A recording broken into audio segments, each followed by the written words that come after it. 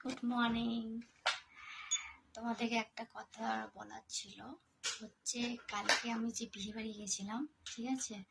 তো ওখানে আমার বিয়ে বাড়ি যেটুকুটা তোমরা যে ভিডিও ব্লগগুলো দেখেছো দুপুর পর্যন্ত যেগুলো দেখেছো, তো আমি দুপুর পর্যন্ত ভিডিওগুলো দিয়েছি, কারণ আমার বিকাল থেকে এতটাই শরীর খারাপ হয়ে গেছিলো যে হচ্ছে আমি বিকালে যে বিয়ে বাড়িটা যেটা হয় বিয়েটা, ওটা অ্যাটেন্ড করতেই পারিনি। জাস্ট আমি শুধু সেজেছিলাম, সেজে টেজে আমার শরীরটা এতটা খারাপ হয়ে গেছিলো, মানে কি বলবো, মনে হচ্ছিল যে হসপিটালে ভর্তি হয়ে যায়, কিন্তু হসপিটালে ভর্তি হলাম না আমি।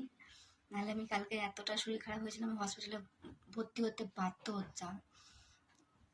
আমার হয়ে গেছিলো হচ্ছে খুব শরীর খারাপ হয়েছিল, মানে কালকে এতটা গরম ছিল, ঠিক আছে? আর ওটার জন্য গরমে আমার না, গরমে না শরীরটা খারাপ করে, মাথা ঘুরে, আর তো এতটাই হচ্ছে শরীর খারাপ হচ্ছিল, তা আমি চেষ্টা করছিলাম যাতে আমাকে হসপিটালে ভর্তি না হতে হয়, যাতে আমি বাড়িতেই ঠিক হয়ে যাই। তো অনেক চেষ্টা করার পর তো ঠিক হলাম ফাইনাল, অনেক অনেক রাত্রে ঠিক হয়েছি। আর আমার শরীরটা খারাপ করছিল তোমার বিকাল থেকে না, তাও ধরো 3টা থেকে, দুপুর 3টা থেকে রাত্রি 2টা পর্যন্ত আমার শরীর খারাপ করছিল।